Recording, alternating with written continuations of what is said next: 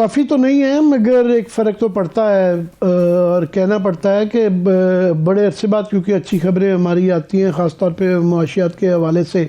اور اتنی زیادہ مہنگائی سے لوگ اتنے زیادہ تنگ ہیں، گیس کی لوڈ شیڈنگ جاری ہے، بجلی کے بل بہت زیادہ آ رہے ہیں، تو اس میں کوئی بھی خبر آئے تو وہ اچھی بات ہے۔ حالانکہ ifs and buts اس کے ساتھ لگائے جا سکتے ہیں کہ یہ لارجلی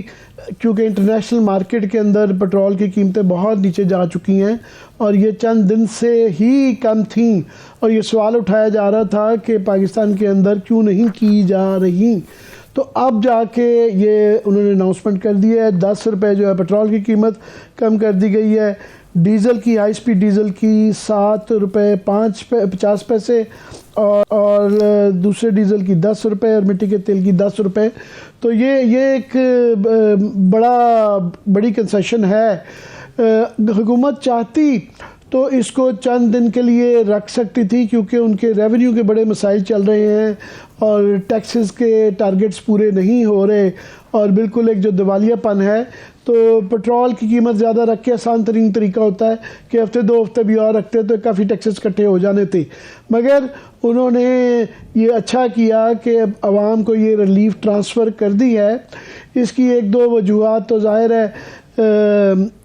عوام کو تھوڑا سا کیونکہ اسحاق ڈار صاحب کو لایا گیا تھا کہ جی یہ تاثر دیا گیا تھا وہ آئیں گے تو ایک دم عوامی فیصلے کریں گے، تو ابھی تک ان کے آنے سے کوئی عوامی فیصلے نہیں ہوئے بلکہ عوام کی زندگی زیادہ جیرن ہو گئی تھی۔ ڈالر کا ریٹ انہوں نے کہا تھا 200 روپے پہ لے جائیں گے، وہ نہیں جا رہا تھا، وہ ان کے قابو نہیں آ رہا تھا۔ گیس کی لوڈ شیڈنگ ان کے بعد سے 18 گھنٹے ابھی بھی جاری ہے، باقی بھی کوئی فرق نہیں پڑ رہا تھا، اور ابھی بھی IMF کا جو نیگوشیشنز ہیں وہ بالکل کٹارے میں پڑا ہوا ہے۔ ڈار صاحب نے بہت سخت زبان کی ان کے متعلق، تو اس کی وجہ سے بھی تھوڑے سے یہ کہا جا رہا ہے کہ وہ ریلکٹنٹ ہیں، اور یہ جو 100% شور تھا کہ اس کے اندر سے جو ڈیلے ہے وہ ابھی تمام دھیان اس پہ لگ گیا ہے، اور اس دوران میں ہماری ریٹنگ جو انٹرنیشنل بہت زیادہ، اور ڈیفالٹ کے لیے ہم نے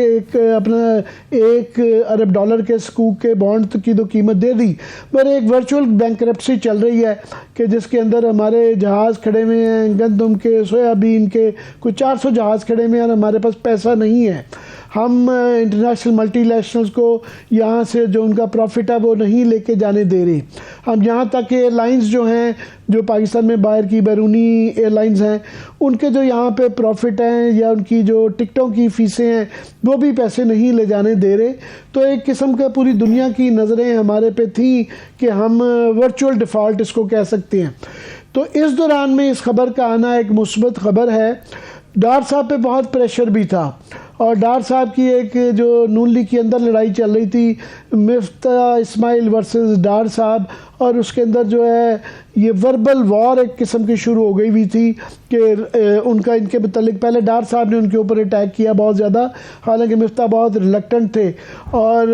مگر یہ کہا جا رہا تھا کہ جو یہ تاثر دیا گیا کہ مفتاح صاحب کی ایک فیلئر تھا اور ان کی نالائکیاں تھیں، وہ ان کو ایک ناکام وزیر کے طور پہ باہر نکالا گیا اور انسیریمونیسلی نکالا گیا، برے طریقے سے نکالا گیا، اور ڈار صاحب کو لایا گیا، یہاں تک کہ مریم بی بی نے بھی مفتاح کے خلاف جو ہے ٹویٹس کی، تو وہ بیچارے اس کے باوجود خاموشی سے سائڈ پہ ہو گئے تھے، پر ڈار صاحب نے آ کے اس کے باوجود جو ہے بڑے سخت الفاظ میں ان کو مجبور کیا۔ اب وہ ٹائم آ گیا ہے کہ مفتاح صاحب نے اپنی ریپوٹیشن بچانے کے لیے انہوں نے بھی ریئیکٹ کرنا شروع کر دیا ہے، اور انہوں نے جو ڈار صاحب کا ایک اپنا طریقہ کار ہے کہ وہ باتوں کی حد تک جو ہے نا سارے مسئلوں کا حل نکال لیتے ہیں، تو انہوں نے یہ کہا کہ جی یہ جو کہہ رہے ہیں ابھی ڈیفالٹ کا خطرہ نہیں ٹلا ہمارا، اور جب تک IMF سے ہماری ڈیل فائنل نہیں ہوتی اس وقت تک جو ہیں یہ خطرات منڈلاتے رہیں گے، ہمیں پیسے باہر سے جو آنے ہیں اس کے اندر ایک پرابلم رہے گی، قرضے بہت مہنگے ملیں گے یا ہائی مارک اپ پہ ملیں گے، اور یہ مسئلے اتنے آسان نہیں ہیں جتنے کہ ڈار صاحب بتا رہے ہیں۔ اور ان کا یہ بھی کہنا تھا اسماعیل کا کہ ڈار صاحب کی بہت سخت الفاظ استعمال کرنے سے IMF کے خلاف IMF کے لیے ہمارے نیگوزیشن میں مزید مشکل آئے گی، اور وہ اس پہ یہ اس طرح لگ رہا ہے، انہوں نے نہیں کہا، یہ میرے الفاظ ہیں کہ ڈار صاحب اس طرح کے ایکٹنگ کر رہے ہیں کہ جس طرح IMF سے ہمارے سے قرضہ لے رہی ہے, ہم ان سے قرضہ نہیں لے رہے. تو اس سارے ماحول کے اندر جو ہے یہ بہرحال ایک مثبت خبر ہے کہ 10 روپے کا پٹرول کی قیمت میں کمی. یہ ہمارے کیمرہ کے پیچھے دوست بیٹھے ہوئے ہیں, یہ مجھ سے پوچھ رہے تھے جی اس کا مہنگائی پہ کیا اثر پڑے گا. تھوڑا سا تو ڈیفینیٹلی اثر پڑے گا, کیونکہ پٹرول اور ڈیزل ایک بنیادی جز ہیں, اجزاء ہیں, جس کا ہر چیز پہ اثر پڑتا ہے. یہ آپ کی ٹرانسپورٹیشن پہ بھی اثر پڑتا ہے, اس کا اثر پڑتا ہے. آپ کی جو فیکٹریوں کا بھی فیول کے طور پہ جہاں استعمال ہوتی ہیں, بجلی کے بھی جو ہماری تھرمل پاور ہے اس میں بھی استعمال ہوتا ہے. تو اثر تو ہر چیز پہ پڑتا ہے, مگر یہ اس سے یہ نہیں ہوگا کہ مہنگائی کا مسئلہ حل ہو جائے گا. ہاں تھوڑا سا کم ہوگا, اور یہ بھی دیکھنا ہے کہ آئندہ آنے والے دنوں میں, کیونکہ یہ پٹرول کی قیمتوں کی تنزلی جاری ہے, تو جب مزید کم اگر ہوتی ہے تو اور کمی کی جاتی ہے کہ نہیں. ٹھیک ہے, یہ اس پوری بحث کا ایک ہی نقطہ ہے عامر صاحب کہ